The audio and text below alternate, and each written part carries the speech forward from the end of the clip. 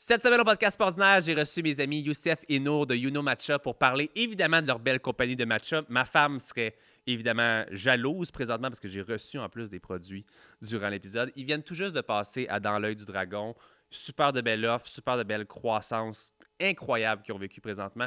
On se voit beaucoup dans les événements depuis que j'ai la compagnie Mindblow Energy. On se croise souvent, juste des beaux êtres humains, une petite famille, un couple en affaires qui viennent de l'Algérie, donc on parle un petit peu aussi d'immigration. Super de bel épisode, authentique, de voir justement qu'en fonçant, en étant justement, en prenant quelques risques, mais calculés et en couple en plus, on peut faire de super beaux projets comme You Know Matcha. Si vous aimez l'épisode d'aujourd'hui, vous pouvez laisser un 5 étoiles sur Apple Podcasts, Spotify, YouTube et compagnie. Écrivez-nous aussi peut-être des invités que vous aimeriez qu'on reçoive sur le podcast. Et sur ce, guys, bon épisode.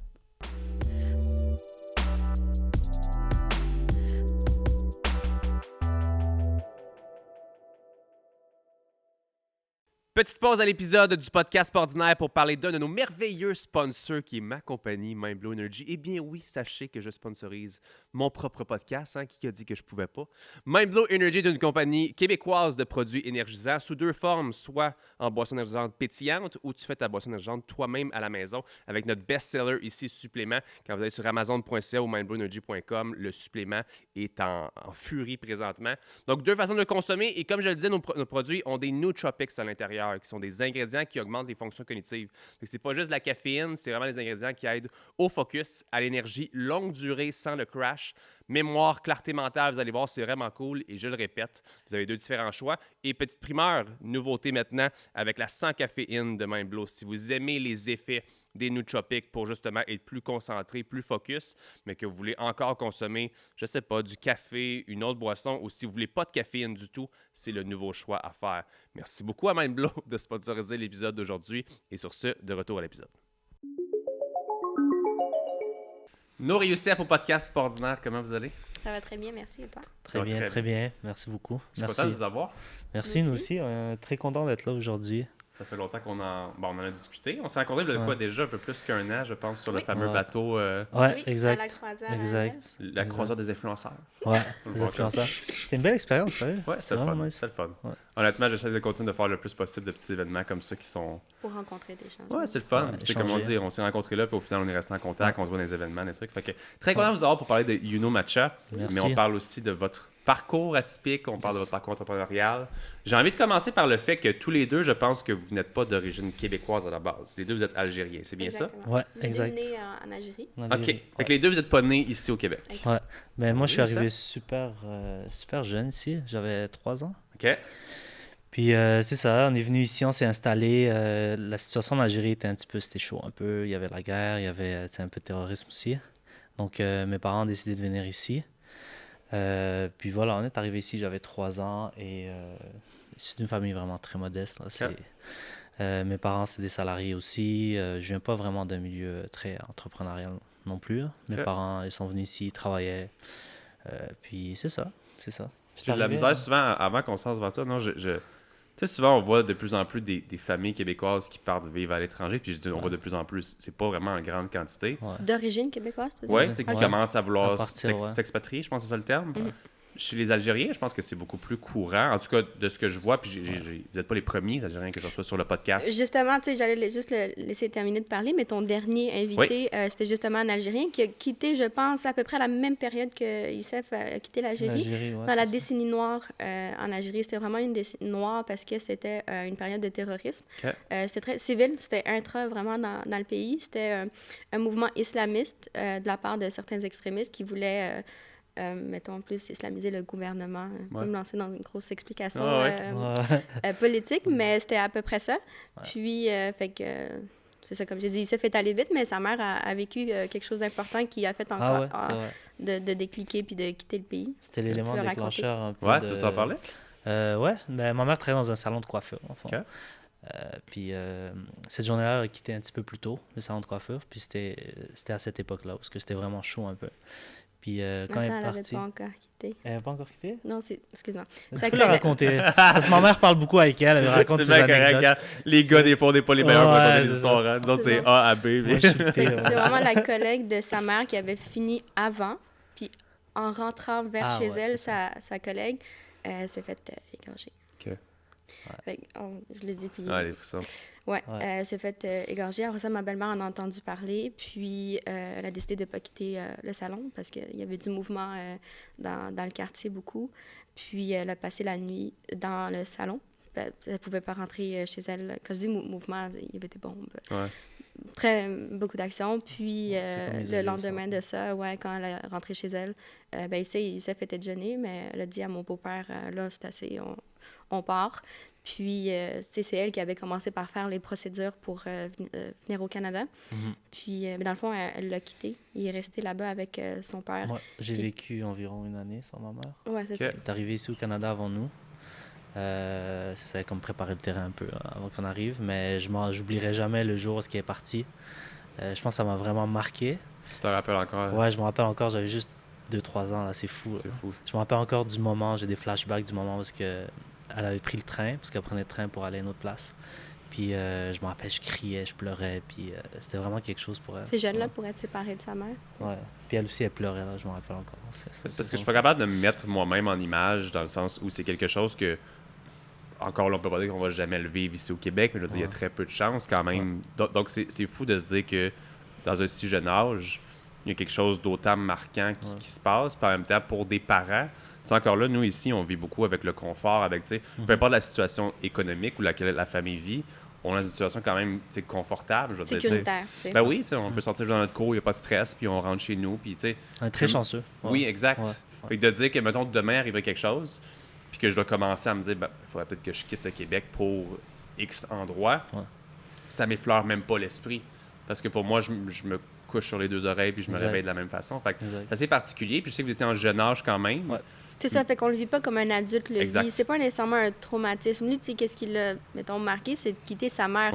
Mais pas que sa mère change de pays, puis que lui, il déménage. Moi, je suis arrivée plus tard, fait que je l'ai aussi vécu très easy, smooth, mais c'est ça. Selon l'âge, tu vis pas l'expérience de quitter ton pays de la même façon. C'est ça. Je pense que vous venez quand même de deux familles qui sont assez différentes, je peux dire. Tu m'as parlé un petit peu plus de modestie, un peu plus de comme une famille classique. Est-ce que c'était la chose de ton côté ou c'était plus...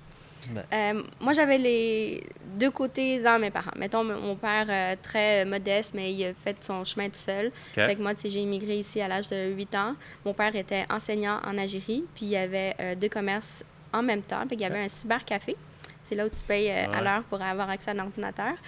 Et moi, j'étais là avec lui là-dedans. Puis il y avait aussi une tabagie librairie. Ça, c'est très populaire en Algérie. On vend comme des livres, des CD, des DVD, du tabac, tu sais, dans le temps, là. Fait que il y avait ça pour pouvoir ramasser des fonds pour qu'on puisse venir ici. Mais du côté à ma mère, mon grand-père avait, parce qu'aujourd'hui il est décédé, un complexe hôtelier de 5 étoiles. Fait que, tu sais, 2 classes différentes sociales en Algérie. Mais ici... c'est devenu des entrepreneurs aussi, mes parents. Mais vous êtes quand même reparti à zéro quand vous êtes venu ici. 100%. C'était ma question, quand tu justement. Ton pays, quand tu viens comme ça d'un autre monde, je sais qu'il y a beaucoup de gens qui viennent ici et qui ont excessivement de moyens, puis tu le vois dès le jour 1. De ton côté, c'était peut-être ça. Sentez-vous qu'il y a eu une différence dans le confort de votre arrivée ici? Puis on le voit de plus en plus des gens qui immigrent ici, qui ont vraiment, c'est pas un sou, whatever. Que de l'autre côté, il y a quand même une certaine aisance de rentrer dans un, tu sais. Je peux pas dire pas un sou, parce que je me rappelle jamais d'avoir eu faim. Tu sais, ça, c'est important à dire. On n'a jamais été à la rue. La différence, mettons, lui, quand sa mère est venue, ben, elle habitait chez des gens quelques mois, tu sais, pour pouvoir leur frayer un chemin, alors que nous, quand on est venu, mon père avait déjà préloué l'appartement dans lequel on allait vivre. Tu sais, on était déjà CT. Pour l'école, on était déjà inscrits. Comme, tu sais, c'était vraiment comment dire? Planifié, là, super organisé. Il y a quelque chose qui vient de me pop-up. Quand je disais que c'est pas facile pour un immigrant aussi de venir ici à ce moment-là, on avait tellement peur que, mettons, la poste perde l'enveloppe que mon père attendait depuis des années. Ça a pris comme, je veux pas dire n'importe quoi, mais je pense 2 ans à avoir une réponse favorable. Fait que mon père, tu sais, à tous les jours, c'est le facteur, il est où? Est-ce qu'il est malade? Est-ce qu'il va passer? On le connaissait, on savait où il habitait. Tu vas-tu l'amener la lettre ou pas? Puis la fois qu'il est venu, c'était la fête chez nous. Là. Quand l'enveloppe est venue, c'était on part. Mon Dieu, plein de choses. Je pensais que ça allait être à raconter. C'est des bons petits souvenirs. Quand on a un processus comme ça de quitter son pays, est-ce que c'est quand même à l'échelle de la famille complète? Est-ce qu'il y a encore des grands-parents, autres qui sont là-bas? Est-ce qu'il y a des oncles, Tu sais, c'est quoi peut-être cette dynamique-là, encore une fois? Parce que, tu sais, pour moi, mes oncles, mes tantes peuvent être à 2-3 heures de route de chez nous, puis je les vois comme une fois par année à Noël. De votre côté, d'avoir des gens comme ça qui sont peut-être restés dans un autre pays, est-ce que c'est une coupure complète? Est-ce qu'il y a... ça ressemble à quoi? Puis premièrement aussi, il y a peut-être une culture familiale différente algérienne que québécoise. À vous de me le dire peut-être. Il y a la culture un peu différente. C'est sûr que je pense nous, on va un peu plus de cohésion familiale, beaucoup de contact avec les oncles, les tantes, les grands-parents, les parents. Mais encore une fois, notre situation à nous deux est très différente. Vas-y. Nous, on est très chanceux. Nous, je te dirais, toute la famille est ici. Toute la famille de mon père, du côté de mon père, est ici au Canada, puis la même chose du côté de ma mère. Donc, tout le monde a réussi à avoir les papiers, comme on dit, les papiers. Comme on dit, les fameux papiers pour venir ici au Canada. Sinon, de son côté, c'est un petit peu plus différent. Là. C'est simple, il n'y a personne. Ah ouais? C'est ça. Il y a juste mes parents, Mais mes parents, moi, je suis l'aînée de 3 frères et une sœur. Fait que c'est nous. C'est pas rien, mais c'est nous. C'est ça. Moi, je te parie un brun que tu n'as jamais entendu ce que je vais te dire dans une pub d'assurance. C'est une assurance qui est remboursable. Oui, monsieur. Genre, si t'arrive de quoi, t'es payé. Mais si t'arrive absolument rien, puis je te le souhaite, t'es quand même payé. Bien, une assurance comme ça existe, puis c'est exactement ce que comparer ma prime t'offre. Laisse-moi t'expliquer. Ça s'appelle l'assurance maladie grave remboursable. Genre, si tu pognes quelque chose, une maladie grave, un AVC, cancer, whatever, t'es payé. Mais si de l'autre côté, il t'arrive rien, t'es remboursé à 100% par l'assureur. Parce qu'on va se le dire, à l'hôpital avec ta carte soleil, c'est cute, mais ça vient avec une file d'attente, même si c'est gratuit. Puis l'affaire, le SACLIC santé, whatever, tu le sais que tu vas avoir juste un chirurgien en dedans de 6 mois, genre. Bref, c'est le genre d'assurance qui, je pense, peut être vraiment utile pour avoir à compter juste sur toi-même, non pas sur le système. S'il t'arrive de quoi, tu peux avoir 100 000, 200 000, 500 000, mais si de l'autre côté, il t'arrive rien, puis je me répète, je te le souhaite, tu vas pouvoir être remboursé. Ça fait une belle épargne ou une belle retraite. Anyway, moi, je trouvais ça intéressant de le mentionner aujourd'hui. Je trouve ça super cool. Si toi aussi, tu penses que ça peut être bon pour toi, va faire une soumission et regarde si l'assurance maladie grave peut être utile. Avant qu'on parle plus business, j'ai envie de parler un peu plus niveau relationnel, niveau comment vous êtes rencontrés, peut-être justement dans un contexte qui ne veut pas être similaire, mais qui ne l'est pas du tout à la fois. On arrive ici au Québec. Est-ce que vous étiez dans le même quartier, dans la même école? C'est vraiment votre rencontre date de quand et de où? OK. Tu veux que je parle ou tu veux parler? Dans le fond, on n'habitait pas trop loin. On habitait dans le même arrondissement, je pense, Saint-Michel, Villeray, par extension. Là. Moi, j'habitais dans le quartier Saint-Michel. Elle aussi, elle habitait dans le quartier Saint-Michel, puis elle allait à l'école secondaire Jean-François Perrault. Moi, j'allais pas à l'école Jean-François Perrault, moi, j'allais à Georges Vanier. C'était un petit peu plus à Villeray, mais on habitait quand même à Saint-Michel. Donc, c'est ça. Je pense que c'est venu des connaissances, amis d'amis, puis on a fini par se rencontrer. C'est vraiment au cégep qu'on s'est plus fréquenté, puis on s'est mariés, j'étais au cégep. Vous êtes mariés? On est mariés depuis 7 ans. Félicitations, c'est Merci cool. beaucoup. Est-ce que c'est culturel? Est-ce que c'est... Oui.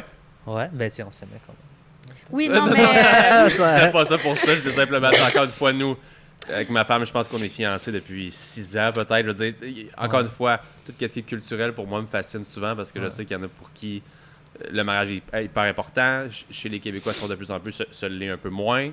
Fait que j'étais juste curieux de savoir si pour vous c'était autant culturel. On n'aurait pas eu accès à se fréquenter puis vivre ensemble si on n'était pas mariés. C'est dans ce sens-là que je disais c'est culturel.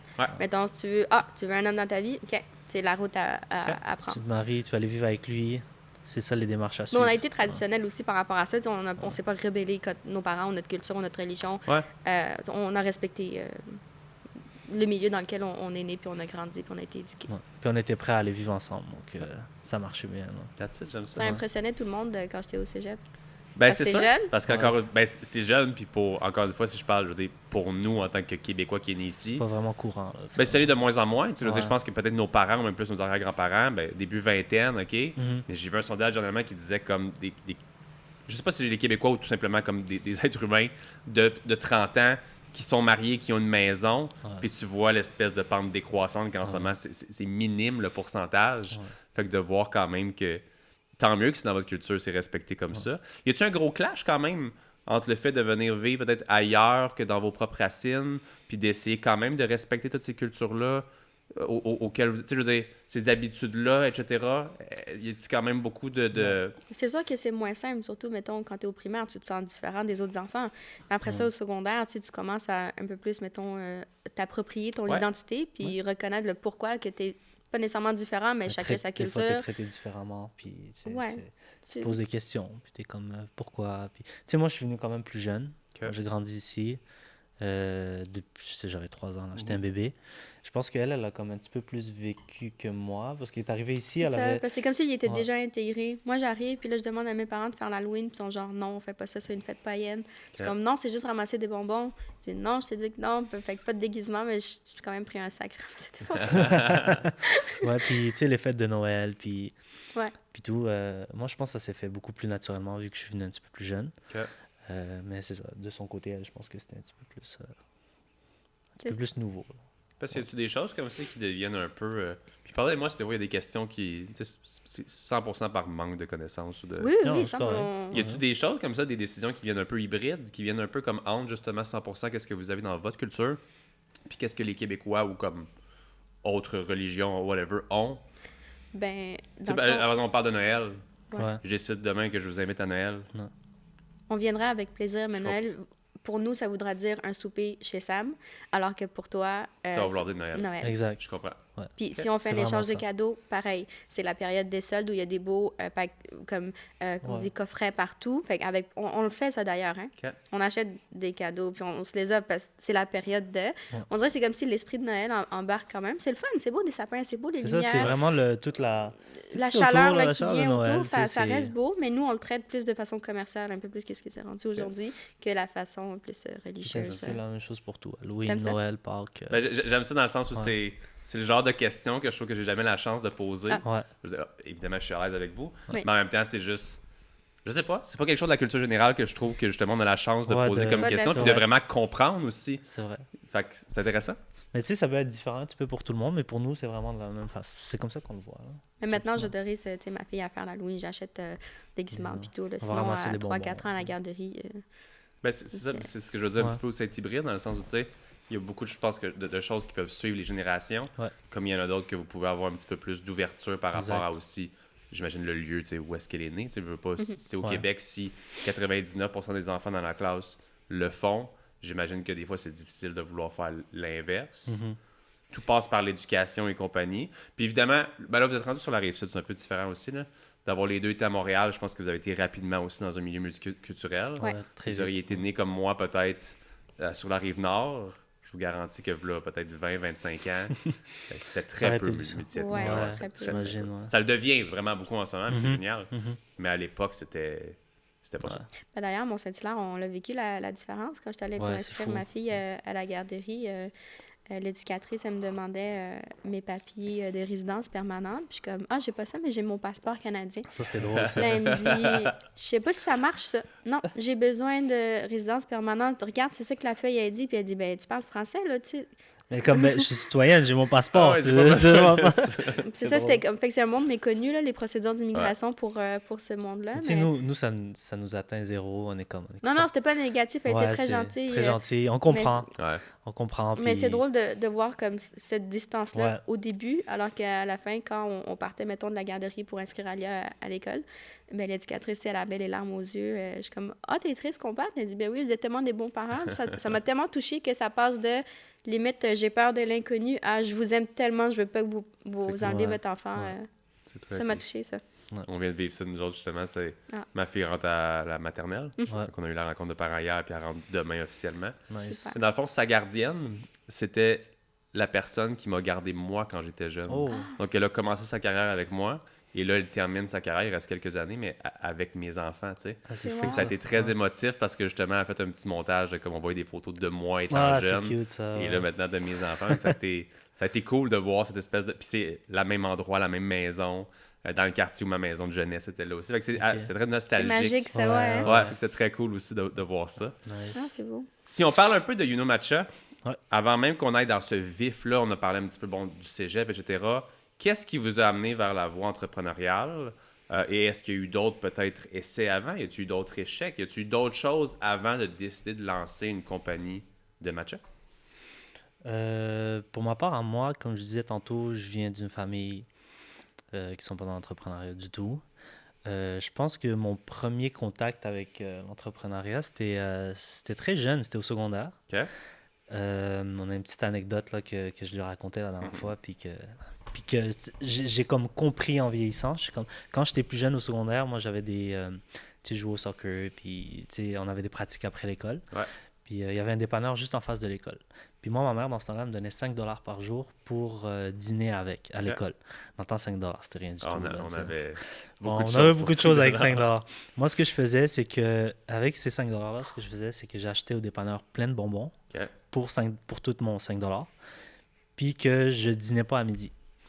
Puis je gardais les bonbons, puis moi, je savais qu'après l'école, le dépanneur, il fermait. Puis que toutes les gens qui sortaient des activités extrascolaires, ben, tu sais, quand tu sors de là, t'as faim, tu veux des bonbons, on est jeune, puis les dépanneurs étaient fermés. So, qu'est-ce que je faisais? Tous les bonbons que j'avais, je les vendais au double du prix. Ah, c'est excellent. puis c'est après que je m'en suis rendu compte. Moi, je le faisais comme par pure innocence, je dirais.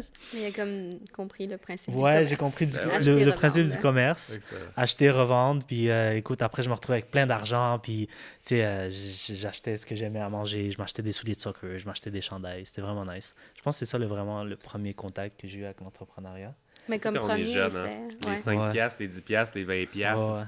C'est énorme. Pas de salaire énorme. Là. Ouais, Aujourd'hui, c'est différent. Ouais, aujourd'hui, il y a vraiment différent. Ce que j'allais dire, ça, c'est quand, mettons, il était jeune, mais Ouais, sa plus première jeune. expérience entrepreneuriale, c'était avant la COVID. Ouais. Il avait acheté une franchise d'entretien ménager. Exact. Ça marchait bien, ça avait l'air très prometteur. Mais malheureusement, après ça, il y a eu la COVID. Puis, ça Je faisais coupé beaucoup du court, là. commercial. Ouais. OK. Donc, j'avais un petit peu de résidentiel, mais j'étais plus dans le commercial. OK. Ça payait un petit peu plus. Mais c'est ça. Avec l'arrivée de la COVID, ce qui se passait, c'est que les gens travaillaient plus dans les bureaux, tout le monde allait à la maison. Donc, ça Au début, tu sais, c'était prévu pour être une pause, mais finalement, avec le Ouais. travail hybride, ça marche pas. Puis, c'est tu sais. devenu compliqué, ouais, c'est Ouais. ça. Puis ça a comme complètement chuté. OK. Puis j'ai dû, comme on dit, mettre la clé sous la porte. OK. Donc, c'est ça. C'était vraiment ma première compagnie. Là, Parce que techniquement, aviez-vous des carrières? Aviez-vous, tu sais... Oui. OK. Moi, je suis Vas-y. infirmière clinicienne. OK. Je me suis spécialisée en néonatologie. OK. Quand je parlais du cégep, tu sais, après ça, j'ai fait l'université. J'ai étudié à l'Université de Montréal. OK. J'étais très passionnée par l'humain, aider l'autre.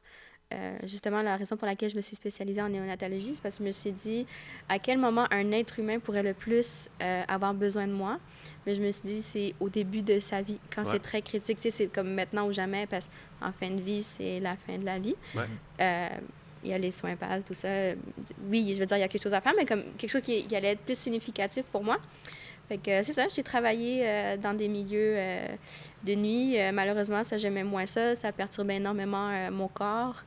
La nuit, pourquoi? Parce que dans le fond, vu que je débutais dans le domaine, au bas de l'échelon, Ben tu oui. dois faire l'écart de nuit.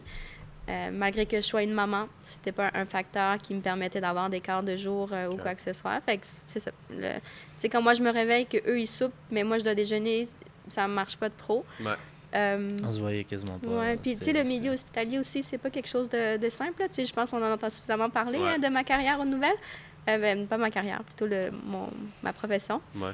C'est ça. Fait Elle que, revenait à la avec fin, des histoires là, tranquillement. de malades. Là. Ça me racontait ça le matin. Tu sais, nous, on se croisait le matin. Elle allait Ouais. se coucher, moi, je partais pour amener ma fille à la garderie. Puis elle me racontait ces histoires. Là. C'était surtout avec les bébés, les patients. J'étais comme wow. Donc, Ah, ça doit C'est être très fou, là. valorisant, mais d'un autre côté, on le sait que c'est excessivement Ouais. demandant, puis les heures, puis, je veux dire, c'est valorisant sur ta profession, mais c'est pas valorisé suffisamment, je pense, ni en tout cas. Ça, c'est au niveau pas de la facile. société, mais comme Ouais. si, mettons, je viens de parler des enjeux, tu sais, il y en a et comme énormément. Tantôt, tu me demandais si, mettons, notre culture puis le fait qu'on soit marié, si ça clash ou pas. Ben, l'endroit où j'ai vécu le plus de clash, c'est dans le milieu hospitalier, malheureusement. Tu sais, quand j'arrive dans un milieu, ça va être très stéréotypé ce que je vais dire, mais mettons, il y a beaucoup de parents séparés aujourd'hui. Fait que quand tu arrives, tu as un jeune enfant, puis tu es marié depuis plusieurs années, depuis tout jeune, et puis que ta collègue, ben, elle a ses enfants un week-end sur 2, fait que toi, tu te plains parce que tu ne peux pas faire un week-end sur 2, sinon ton enfant, tu le vois juste aux 2 semaines. Ouais. Ça crée comme un manque de compréhension. t'as juste à pas voir ton enfant un week-end sur 2. C'est pas parce que tu t'es séparé de ton conjoint que moi, je dois vivre la même chose en étant mariée. Tu sais, j'ai droit à ça. On est mariés, fait que je veux voir mon enfant tous les week-ends, puis les soirs, puis... Fait qu'il y avait des choses comme ça. Puis du moment, mettons, que je mentionnais que j'étais mariée, j'étais perçue différemment. Le fait d'être musulmane aussi, c'est perçu différemment. Tu sais, parce qu'à l'université, il y a des cours... forcé à te marier, ça revenait souvent. Ton mari, il t'a pas demandé de mettre le voile, mais toi, on voit tes cheveux, Nour. Écoute, j'en ai vraiment entendu de toutes les couleurs. En tout cas. Attends, tu m'as fait perdre... C'est correct. Il y en a beaucoup à raconter. Tu veux que je raconte ma... Attends, il y avait un truc... Bon, ça sera un coup. Ça reviendra. Ouais, ça reviendra. C'est correct. Mais ce que je veux savoir surtout, c'est à quel moment est-ce que justement dans une situation comme que vous l'étiez, il y a cette découverte-là, premièrement. Bon, j'imagine qu'il y a une découverte du matcha avant même de se lancer peut-être avec ça. Ouais. Puis à quel moment en tant que couple comme ça, qui a quand même une carrière, quand même quelque chose... Puis encore une fois, je dis ça avec manque de connaissances parce que pour moi, je veux dire, j'avais déjà des entreprises quand que je travaillais serveur à 18-19 ans. Ouais. Fait que ça a été comme un peu plus progressif de tout lâcher. Puis mais j'étais pas nécessairement en carrière. J'avais pas quelque chose que j'avais pris beaucoup d'études. Puis que, tu sais, il y a un certain stress, une certaine pression de dire est-ce que je vais abandonner ça pour me lancer en affaires. Mais quand ça a commencé, tu sais, Matcha était en parallèle. D'ailleurs, plein d'infirmières s'étaient lancées avec moi et commandaient. C'était vraiment gentil. C'est un beau milieu. Mais moi, mon parcours à moi scolaire, si on peut dire, était un petit peu différent. J'ai fini secondaire. Moi, j'ai joué longtemps au soccer. Okay. J'ai joué au soccer au niveau aussi. J'ai joué ici en Algérie, j'ai joué à Toronto aussi. Puis, tu sais, j'étais un petit peu dans le monde du sport, la santé, j'aimais beaucoup ça. Puis, juste avant, quand j'ai arrêté mon secondaire, j'ai fait j'ai fait c'est une certification, là, ça s'appelait FIT, chez Ataraxia, c'était pour devenir coach privé. Là. Ouais. J'avais ça sur le côté.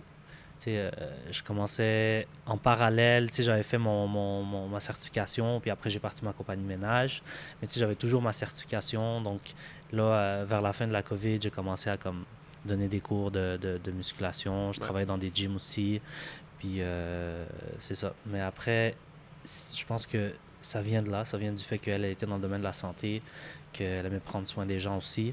Puis moi, je venais d'un milieu sportif, puis de la santé aussi. Je m'intéressais à la nutrition aussi. Ça nous a comme un peu dirigé vers reste des intérêts communs. Ouais, c'est ça. Puis, c'est ça, dans le fond, c'est que quand j'étais à l'école, moi, j'ai une très grande sensibilité à la caféine. Beaucoup de gens ont ça, là, que le café, comme il fait trop réagir. Ouais. Puis à ce moment-là, on commençait à découvrir, mettons, d'autres alternatives. Il n'y avait pas encore tes produits. Pour la concentration, c'est important, là, à l'université. Fait qu'on avait découvert le matcha. Puis là, à chaque fois qu'on s'en procurait quelque part, il n'y en avait pas encore comme en vente au détail. Puis on commandait beaucoup. Puis toujours une qualité différente, des fois moins bon, plus bon. Fait que là, on s'est vraiment lancé dans découvrir le matcha. Fait que ça a comme... Découvrir quelque chose... on a aimé le produit de cette façon-là parce que j'ai dû l'appliquer à mon quotidien. Puis tranquillement, pas vite, quand on trouvait des bons endroits où commander, puis qu'on commençait à commander en plus gros pour notre propre consommation, notre entourage est embarqué. Il dit « OK, je te prends tant de grammes, vends-moi ça. » Puis là, de bouche à oreille, ça augmentait. Là, je me suis dit « Ah, attends, il y a quelque chose qui part. » Il y a quelque chose là. Fait qu'on s'est créé un branding, un site Internet, puis ça a décollé comme ça. Ouais, puis on connaissait rien du tout, là. Non, c'est ça. Aujourd'hui, quand j'ai des rencontres avec des conseillers entrepreneuriales, j'ai des lacunes. On a tout appris sur le tas. On a décidé du jour au lendemain, on s'est dit c'est bon, on aime ça le matcha, les gens autour de nous, ils aiment ça.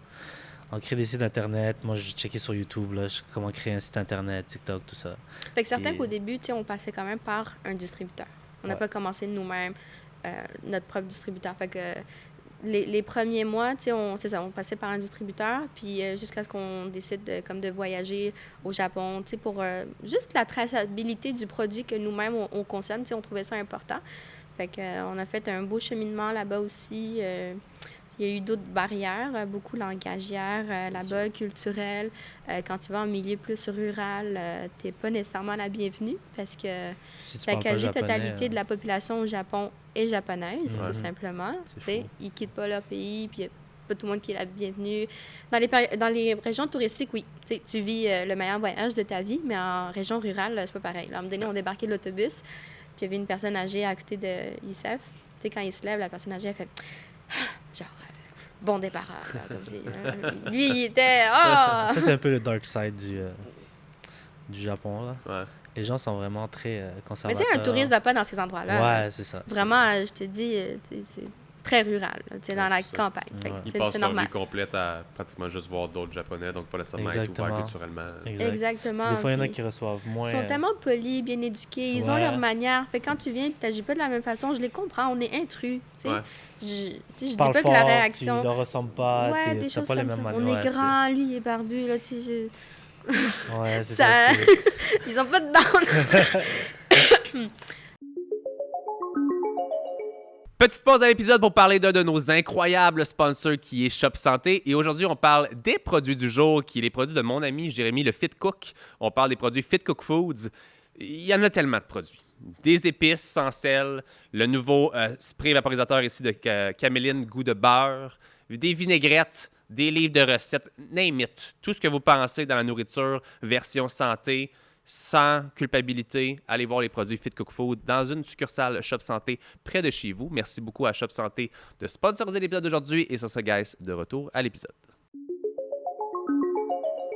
Des choses comme ça, ouais. Fait que des petits défis qu'on a vécu, mais on a réussi à trouver un magnifique fournisseur très reconnu, beaucoup de certifications, beaucoup de prix. Puis justement, tu sais, par le fait qu'il était gros, on avait à l'interne une personne qui parlait français. Ah. C'est drôle aussi. Ça a beaucoup aidé. Puis le fils aussi du propriétaire avait fait des études en France. Quand il était plus jeune, ouais, fait qu'il y avait comme des petits mots en français. Fait que quand il arrivait à nous rejoindre au niveau de la langue comme ça, c'était vraiment cute, ça créait des belles connexions. C'est ça, des choses comme ça. Mais tu sais, là, je dis un producteur. Là, depuis notre fameux passage à l'émission dans l'œil du dragon, on est rendu à 3. Okay. Pour nous, juste en trouver un, c'était un beau labyrinthe, un beau défi. Là, on est rendu à 3, ouais. Mais il y a eu un petit élément déclencheur là, de notre voyage au Japon.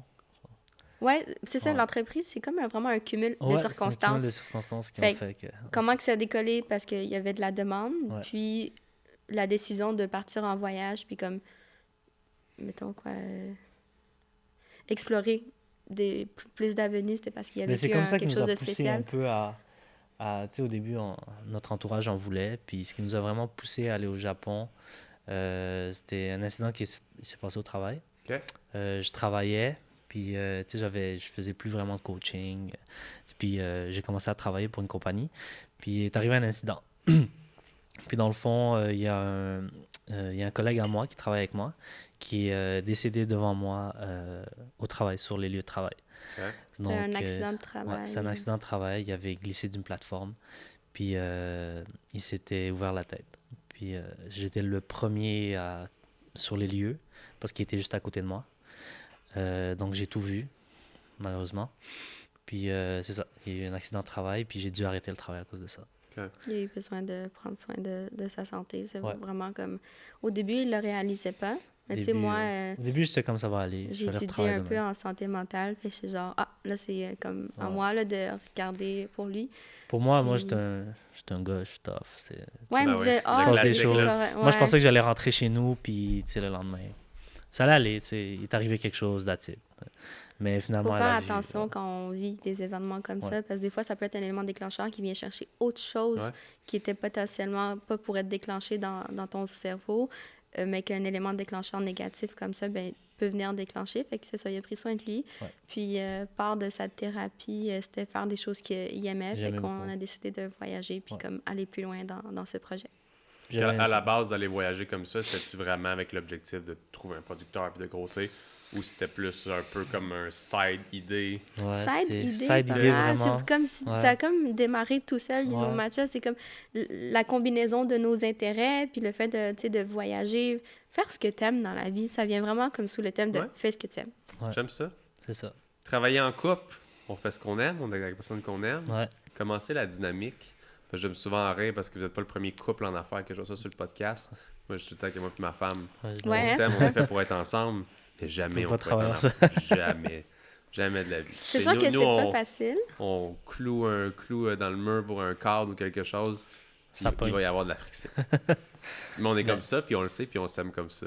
Vous, comment que ça s'est traduit peut-être? Puis est-ce qu'il y a eu des belles surprises? Y a-t-il des mauvaises surprises? Tu sais, on se connaît dans la vie personnelle, on se connaît dans la vie familiale avec votre enfant, dans une vie professionnelle, comment ça se traduit? J'ai envie de te dire, on n'est pas si loin que ça de ton couple.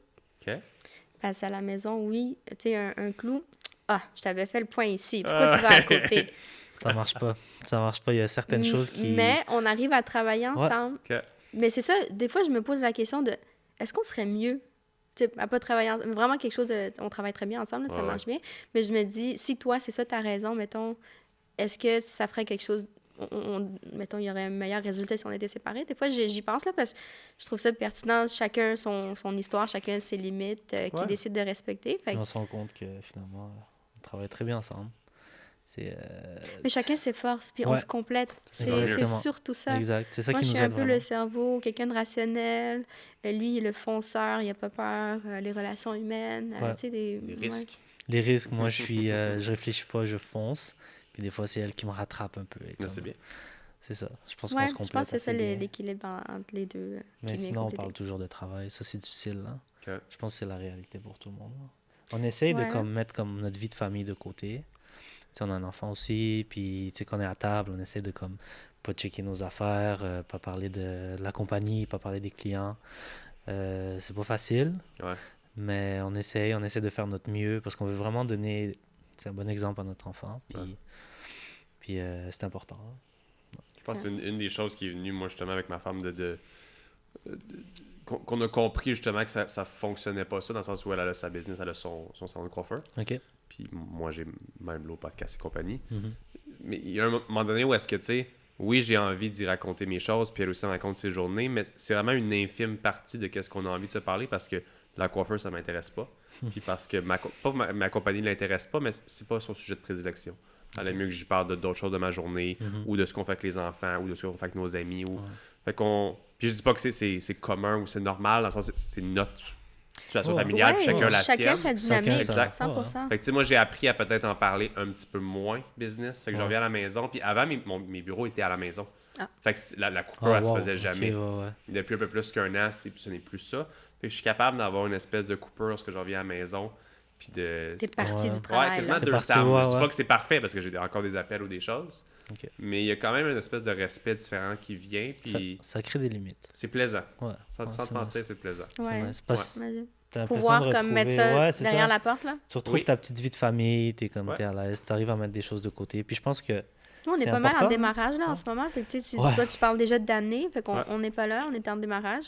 Je me dis d'ici quelques temps, ça sera quelque chose de possible de notre côté aussi, quand on arrivera à un peu plus déléguer. C'est sûr. Ça va venir. C'est sûr. Puis anyway, quand tu es entrepreneur, je veux dire, c'est normal que ce soit tout le temps dans ta tête. C'est un peu comme quand tu joues au soccer que tu penses vraiment juste à ça. Ben, c'est une passion. Hein? Exact. C'est une passion pour ce que tu fais, fait que tu y penses tout le temps. Après ça, c'est de savoir peut-être avoir d'autres choses qui te passionnent aussi. Puis tu sais, je suis sûr que votre enfant vous passionne, puis c'est un affaire pour les miens aussi. Fait que c'est d'autres choses qui te tiennent vraiment à cœur, puis sous forme d'intérêt, tu sais. C'est sûr que je peux pas comprendre c'est quoi quand t'es en affaire avec la personne que t'aimes, puis que t'as juste envie de parler de... Ça a bien été, ça, faut qu'on regarde ça demain. J'imagine pas être avec un de mes collègues, mettons, en relation à la maison. Exactement. Faire comme, hey, demain, oublie pas de faire ça ou telle affaire. Mais c'est sûr que c'est pas le fun. Elle me rattrape toujours. Moi, j'étais un petit peu plus... Parce que comme je te dis que je suis rationnelle, je suis un peu bossée. Je suis l'aînée de 5 enfants. À l'autorité, j'ai eu ce rôle-là comme pas mal toute ma vie. Ça vient comme créer pas mal de frictions des fois. Tu sais, c'est pas toi le patron. Dans ma tête, oui, c'est moi. C'est dans l'être conscient, c'est bien. Puis en même temps, je veux dire... C'est difficile à faire le travail sur soi. C'est tellement moi... C'est difficile m'en Mais tu sais, tantôt, on disait qu'on imaginait des fois ne pas travailler ensemble. Mais je pense pas que je serais capable de travailler sans elle. Parce qu'elle me connaît trop, je la connais trop. Puis quand je dis quelque chose, je sais qu'elle me comprend. Tu sais. Quand j'ai des nouvelles idées ou quand j'ai quelque chose à lui proposer, elle comprend très bien. Donc, je me vois pas en même temps ne pas travailler avec elle. Donc, c'est des compromis. Puis à un moment donné, comme tu dis, peut-être que comment tu sens que tu es... que toi tu l'acceptes, peut-être que ça ne marcherait pas avec d'autres personnes, puis toi au contraire, tu n'aurais peut-être pas quelqu'un pour te rattraper. Fait que tu sais, les forces et les faiblesses, je pense que c'est juste la norme. D'en être conscient, ça, c'est une belle étape. Puis après, c'est de voir comment on avance, comment est-ce qu'on règle les conflits, etc. Tu m'as parlé d'être en démarrage, mais vous avez quand même déjà passé à Dans l'œil du dragon. Ça fait quand même pas si longtemps que ça. Comment a été l'expérience? Comment ça s'est passé? Je vous laisse même dire qu'est-ce qui a été le résultat de tout ça aussi. Parce que c'est quand même, je trouve, un bel élément Ben, énorme pour vous, techniquement.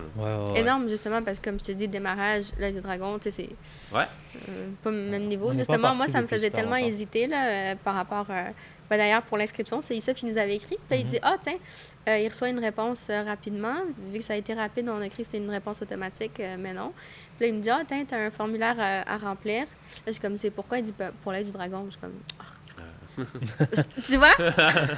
C'est exactement ça, l'œil du dragon. OK, là. Mais c'est passé quelque chose. Je sais que t'es fonceur, je sais que, tu sais, mais...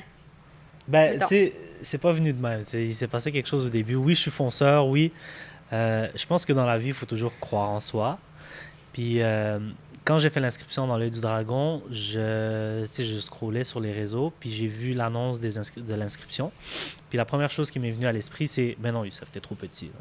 Tu peux t'inscrire à l'œil du dragon. » C'est des compagnies qui vont là-bas, qui opèrent depuis plusieurs années. Donc, je pense pas que tu vas être sélectionné de toute façon. Puis j'ai continué à scroller. Puis j'ai comme eu une petite voix dans ma tête qui me disait « Ben, why not? C'est gratuit. Puis, tu sais, je le saurais jamais si je m'inscris pas. » Puis j'ai juste décidé de remplir le formulaire. Puis c'est là où elle a été très, très étonnée du fait que... C'est ça, on a eu une réponse, là, comme j'ai dit. Puis là, on a comme traîné pour le formulaire. Moi, j'y croyais sincèrement pas du tout. Là. C'est juste qu'après ça, il y a eu plusieurs rappels par courriel. Puis à un moment donné, les rappels devenaient par texto. Puis ça finit par un appel. Je suis genre,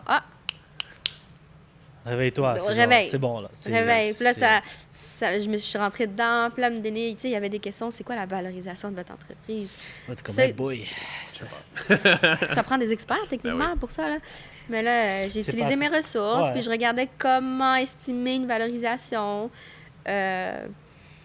Ben ça fait partie, mettons, de vraiment en même temps, plein nos de chiffres choses. étaient vraiment petits. On venait de démarrer. Mm-hmm. Puis, comme je te disais tantôt, nous, on apprend sur le tas. Des valorisations, des combien tu veux, des parts d'entreprise. Nous, on n'était pas très... Ça semblait comme vraiment prometteur. Fait que j'ai fini par remplir le formulaire. On a eu une entrevue. On a dû faire une présentation devant les recherchistes, qui sont les personnes qui te contactent. Puis après ça, c'est vraiment allé vite. Là. On a su qu'on participait.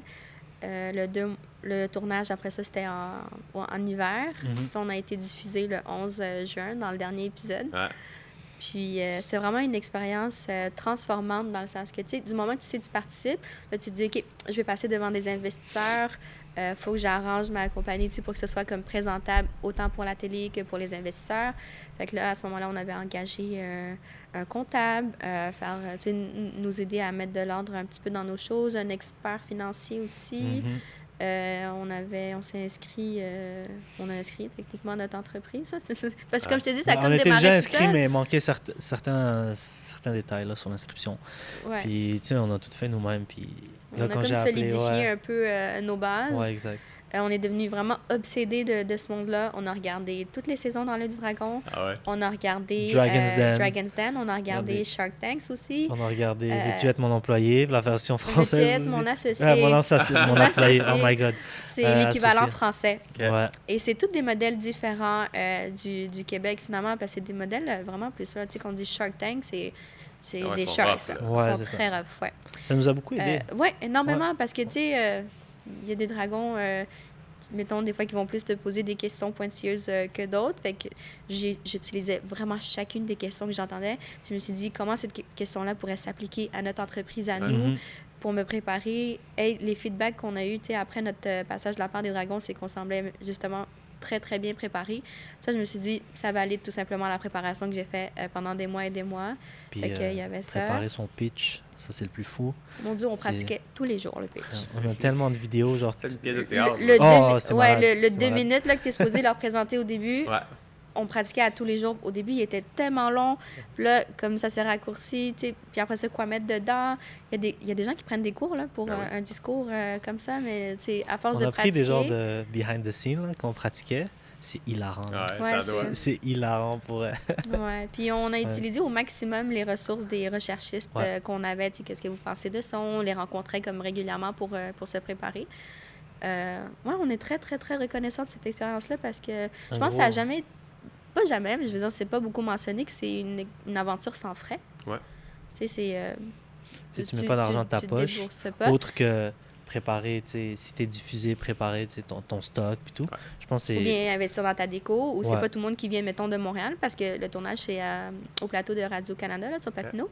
Il y en a qui vont venir des régions un peu plus éloignées.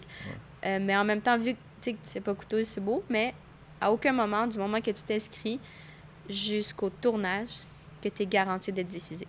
À aucun moment. Ouais. Fait que ça va avec. Puis, si t'es pas diffusé, t'as pas le droit de dire que t'as fait l'aventure. Ça, je savais pas ça. Fait que tu pourrais littéralement avoir déjà rencontré les dragons, mais ils ont décidé de pas te diffuser. Il y a plein de choses qui peuvent faire en sorte que tu diffuses, parce que ça reste la télévision. À la fin, il faut que ce soit intéressant. Exactement. Exact. Fait que, on a été chanceux, on a eu plusieurs offres.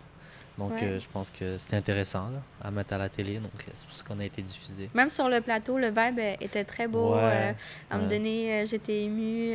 Puis l'équipe de production, ils nous disaient... ils me voyaient aller, là, parce que je me pinçais le nez. Tu sais, quand ça te commence à chatouiller, puis, les émotions montent. Fait que je me pinçais le nez comme ça. Puis je faisais comme ça, là, parce que j'avais de l'eau dans les yeux.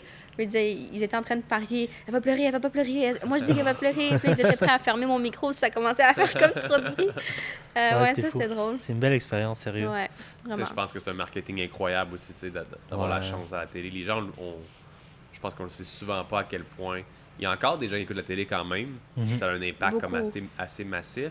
C'était quoi le résultat, premièrement, des offres que vous avez obtenues?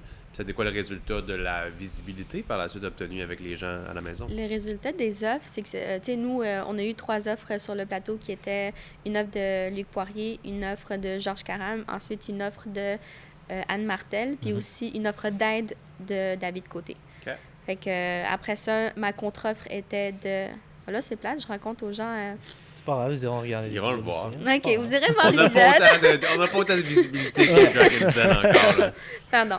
Fait que ça, j'ai fait une contre-offre qui jumelait Luc Poirier et Anne Martel. Okay. Parce que dans le fond, tu sais, Georges, on était vraiment très intéressés, mais c'est quelqu'un qui voulait travailler tout seul, puis ça se comprend. Fait que finalement, c'est ça. On a jumelé ces 2 dragons. On a eu beaucoup d'accompagnement, beaucoup de conseils, beaucoup de temps, vraiment plus que qu'est-ce qu'on pensait. Tu sais, mettons qu'on se bookait une rencontre de 30 minutes à 1 heure. Des fois, ça pouvait se transformer en 3-4 heures. C'était vraiment le fun. C'est toujours au bureau de Luc, c'est le fameux bureau là, avec la belle collection. Puis... Mais sinon, au niveau visibilité, c'est... Attends, je vais terminer. Oh, excuse-moi. C'est bon. Puis, c'est ça, l'aide, c'est qu'après ça, le deal, il n'a pas nécessairement été conclu, là, comme à la télé, parce que dans le fond, il y a quelque chose à comprendre aussi derrière ça, parce que quand tu arrives devant les dragons, tu n'es pas encore passé à la télé. Fait que la valorisation que tu donnes avec la demande financière que tu donnes, c'est valide à ce moment-là. Tout ce qui se dit limite après peut comme augmenter la valorisation de ton entreprise, surtout si tu es diffusé. Ben oui. Fait que c'est plus pareil. Puis nous, il y a beaucoup d'enjeux aussi avec le match-up, puis on est un couple. Fait que le modèle des dragons puis des sharks aussi, c'est pas pareil. Tu sais, c'est pas des requins, là, les dragons qu'on a eus. Je pensais que c'était beaucoup de bienveillance, beaucoup d'aide, puis on a eu une belle aide financière importante. Tu sais, malgré qu'ils n'ont pas pris de part dans la compagnie. Ouais, c'est ça, sans part. Ils ont donné de l'argent. Ouais. Puis, petite anecdote, quand j'étais allée chercher le chèque chez Luc. Chez Luc, ouais. J'arrive. C'était drôle, ça, c'était vraiment drôle. Des fois, j'y pense, puis je suis encore là. J'arrive, tu sais, on se salue, il commence à remplir le chèque, puis là, il me le glisse sur la table. Puis là, quand je vois le chiffre, je suis genre étonnée. Là, il fait « Ah, excuse, c'était-tu plus? » Là, je suis comme « Non. » Là, je suis comme « C'était la moitié. » C'était un peu trop, la moitié il y en avait comme puis plus, la moitié genre, pour Anne. Ouais. Puis là, il fait « Ah, ben non, prends-les, t'en as besoin. » Ah, c'est excellent. Ouais, t'es quand même... Ouais, ben, tu sais, ça se voit dans ma face, là, puis il est tout souriant, puis il dit « Je t'en aurais même donné plus. » Là, je suis comme « Voyons donc. » Voyons donc, ouais. Ça, c'est tellement de bienveillance pour elle. On a été très chanceux avec les dragons avec qui on travaille, là, Ils sont vraiment très gentils, prennent le temps de nous rencontrer. C'est 2 personnes très, très différentes. Fait que les conseils que tu obtiens de l'un et de l'autre sont très différents. Ça te permet, comme si, mettons, de te projeter dans différents marchés, d'avoir différentes idées. Nous-mêmes, en tant qu'entrepreneurs, ces discussions-là nous ont fait beaucoup grandir. Tu te fais projeter dans un milieu que tu ne te voyais pas nécessairement. C'est des gens avec beaucoup de portée. Fait que c'est beaucoup d'aide. Moi, depuis qu'on est passé au Dragon, j'encourage tous mes amis à s'inscrire. Vraiment, ne serait-ce qu'essayer, tenter, comme nous, on a fait. Ouais. J'encourage tout le monde qui écoute aussi le podcast, de vraiment, c'est une des plus belles expériences qu'on a vécues. Pour le milieu entrepreneurial, vraiment. Ça permet de grandir, ça permet de, comme te donner un petit, comme on dit, un petit coup dans le derrière, là. Ouais. Je vais faire une annonce aux gens à la maison. Vous devez juste pas avoir de dossier criminel comme moi, parce que sinon vous serez pas pris aux auditions finales. Donc à la place, c'est moi qui reçois des gens qui sont passés au dragon. C'est bon ça? Moi j'avais la dernière audition, moi. Okay. J'avais été à la dernière audition. Okay. Puis c'est ce que. En fait, t'as fait jusqu'à devant les recherchistes, tu veux dire? Ouais, exact. OK. Mais malheureusement, vu que j'ai un dossier, la télé est stricte sur ces choses-là, puis c'est... Ouais, j'imagine. Ouais. C'est bien correct, ce sera dans une autre vie. Ouais. C'est correct. Mais je pense que ça marche plutôt bien. C'est pas indispensable. Hein? Nous, on a apprécié notre aventure, mais on a rencontré des gens qui... qui sont pas supposés le dire, mais je sais pas, c'est comme si tu spots, quand tu vas au Salon de la femme ou tu vas au Salon Bien Manger, tu spots les entreprises, là, tu te dis, est-ce que vous, c'est quelque chose qui vous intéresse? Puis là, il y en a que, quand on les connaît, tu peux pas ne pas dire que tu l'as pas fait parce que tu vis beaucoup de choses importantes. Puis il y en a une, justement, elle nous disait que son passage au plateau, c'était une expérience très négative pour elle. Elle n'a pas été diffusée, après ça, mais chacun le vit à sa façon parce que tu es devant 5 humains, hein, sur combien? Fait que c'est pas comme c'est bien correct de pas le faire non plus. Là. Nous, on a décidé d'y accorder une importance puis une valeur, mais on aurait pu ne pas. Tu sais, je veux dire, tout est relatif. Tu as la chance de le faire. Why je not, sais pas comment aux gens de le faire définitivement. C'est de la visibilité potentiellement gratuite. Exact. Qui peut en résulter avec beaucoup de positifs. Ouais. Si on parle justement de résultats positifs, comment est-ce que l'audience de Dragon's Den, les gens qui écoutent, ont réagi par la suite de votre passage? C'était magnifique cette soirée-là. Normalement, une énorme vague d'amour de la part des clients. On connaissait un peu l'effet dragon, mais pas à ce point-là. Tu peux jamais estimer aussi ça va être à combien, selon les valeurs de tes produits à toi, des choses comme ça. Mais nous, c'était gros, puis en termes, mettons, de chiffres, j'ai annoncé sur les réseaux justement qu'on avait fait en 3 heures post-diffusion notre chiffre d'affaires de vente en ligne de l'année d'avant. C'est incroyable. Fait que pour nous, en petite entreprise en démarrage, ça fait beaucoup. Surtout en ligne. C'est surtout en ligne où est-ce que tu sais que tu as comme la majorité de tes marges, tout simplement dans le sens où... Je sais pas, avez-vous commencé à faire un petit peu de retail ou c'est vraiment juste la vente en ligne? On avait 11 points de vente. Okay. On a quand même 11 points. Mais c'est ça, c'est venu aussi avec ces défis parce que comme tu peux pas estimer justement combien que tu vas vendre après être passé au dragon. Puis nous, c'était de la précommande aussi à ce moment-là. Nous, le matcha, c'est un produit saisonnier. Okay. Puis au moment où c'est récolté, ça part comme un petit peu aux enchères. Puis en ce moment, c'est très demandé. C'est très à la mode. Fait que les prix... aussi. Oui, c'est ça. Vu que c'est à la mode, ça vient comme en order, malheureusement. Les prix ont beaucoup augmenté de nos produits, de la matière première. Vu qu'on commandait, mettons, encore plus, les délais qu'on avait estimés étaient finalement plus longs. Okay. Puis malheureusement, dans la même semaine où on est passé au dragon, il y a eu une vraiment catastrophe. DHL a arrêté de travailler les fameux 21 jours, là. Fait que c'était même quand tu appelles, le téléphone ne sonne même pas. Je sais pas si tu as été impacté, je pense pas. Non, nous, on ne parle pas avec eux autres du tout. Fait que c'est mieux pour nous, mais de votre côté, ça notre broker ne répondait pas. Notre marchandise était aux frontières. Ouais, c'est ça. Puis pendant presque 4 semaines. Aucune nouvelle, même. Puis les précommandes continuaient de rentrer à des quantités énormes. Puis tu sais, le délai qu'on avait annoncé aux clients, c'était un certain délai. Que finalement, le 4 semaines chez DHL, c'est pas prévu. Ben là. Non. Fait que ça a fait un peu de gestion d'attente, mais je pense qu'on a réussi à offrir un très beau service à la clientèle. Sorti la tête de l'eau quand même. Hein. Ouais, puis les gens ils étaient compréhensifs, réceptifs. Les gens étaient très gentils, ils comprennent la situation. On a quand même une belle clientèle. Mais tu sais, quand ton service à la clientèle, mettons, est à la hauteur de ton produit, parce que tu dis, tu sais, je suis transparente, là, mettons, quand on répond, on leur dit qu'est-ce qui se passe, puis mettons qu'il y a quelqu'un qui dit, oh non, j'ai pas envie d'attendre, c'est beau, là, je te rembourse, il n'y a aucun problème. Ouais, c'est ça, la transparence, moi, je veux que tu sois content quand tu reçois ton match, je veux pas te forcer à le recevoir, fait ouais. Mais c'était quand même assez étonnant de recevoir autant de commandes en ligne, là. C'est clair. C'est que c'est de la précommande en plus, fait que ça démontrait vraiment un bel engouement vers le produit. Les clients sont très satisfaits, ça, on est content. On se dit comme on fait bien ça, on est sur le bon chemin. J'adore ça. Ouais. Yes. Qu'est-ce qui est la suite suivante, justement, une croissance comme ça? Comment est-ce que Ben là, j'ai compris un peu comment vous avez dû réagir à tout ça. Mais comme là, pour essayer de garder un petit peu ce flow-là, la suite des choses, avez-vous déjà des plans de match pour qu'est-ce qui va venir en termes de croissance par rapport à Uno Matcha? Certainement. Ouais. On est en discussion avec une grande bannière en ce moment pour être disponible dans beaucoup de points de vente au Québec. Puis c'est des belles nouvelles aussi.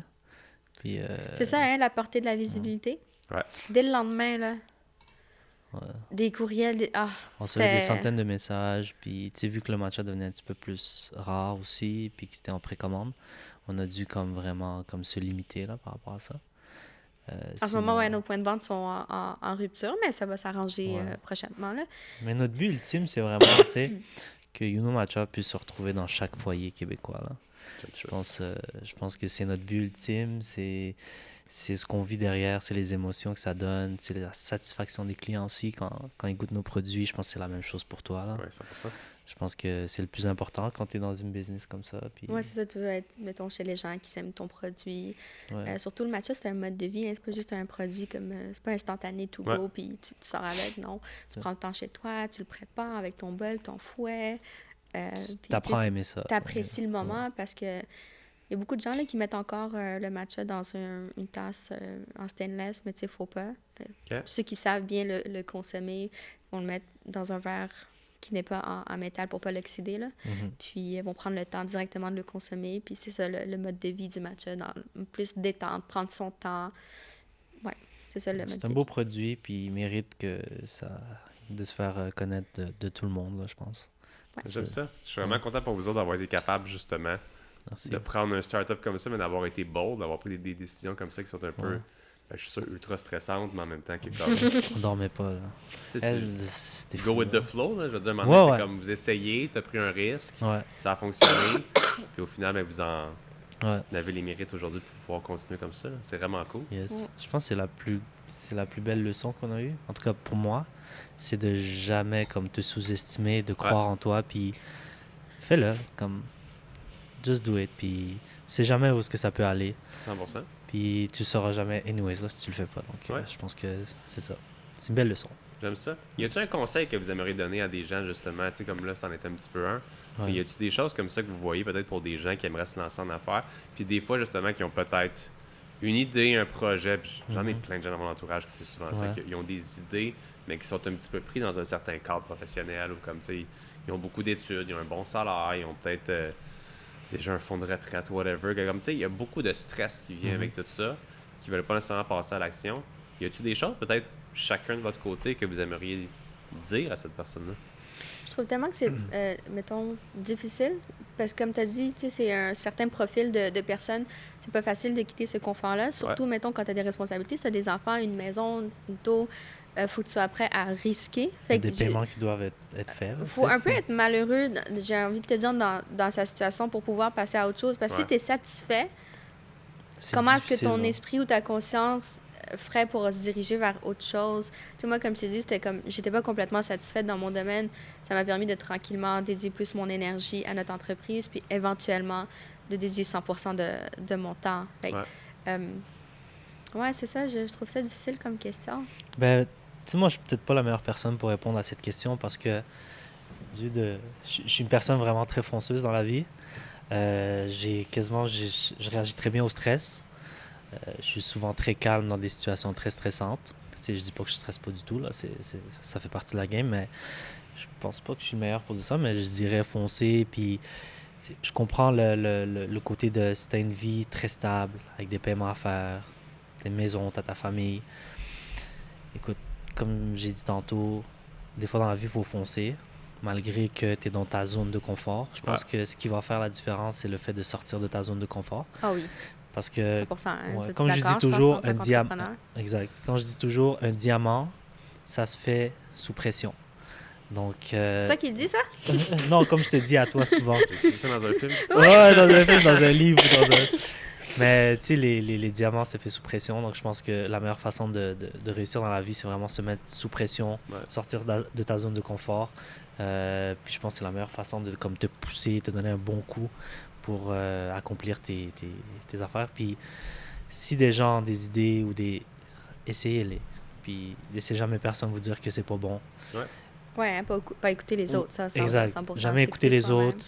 Parce que moi, si j'avais écouté tout le monde autour de moi, j'aurais jamais rien fait de ma vie, là, honnêtement. Je suis bien d'accord avec ça. Ouais, c'est ça. Puis... Je pense que l'important, c'est aussi de se projeter. Ouais. Si, mettons, je compare à ma situation, tu sais, en début de carrière, me dire, est-ce que, mettons, dans 10 ans ou dans 15 ans, je me vois ici? Je suis comme, non, pas du tout. Fait que c'est dès maintenant, là. Je rentre dedans, je me vois pas dedans, qu'est-ce que je fais? Ouais. Dès maintenant, réagir quand je pense que tu es encore jeune, que tu as encore de l'énergie, puis pas tant de responsabilité, parce que, mettons, oui, on parle de sortir de sa zone de confort, mais aussi, ça peut être la zone de... T'as combien d'enfants, je veux dire? Est-ce que vous risquez d'être à la rue? Il n'y a rien de facile. Pour vrai, aujourd'hui, sur les réseaux, on voit beaucoup des gens qui, comme, c'est facile de réussir, je te vends une formation, puis tu réussis, ou... C'est très différent. C'est très différent, puis il faut prendre en compte aussi chaque situation. Puis... La réalité de tout le monde. Ouais, c'est la réalité de tout le monde. Il y a plus de possibilités aujourd'hui qu'il y en avait avant. Il y a plus 100%. Il y a plus d'avenues pour réussir. Ouais.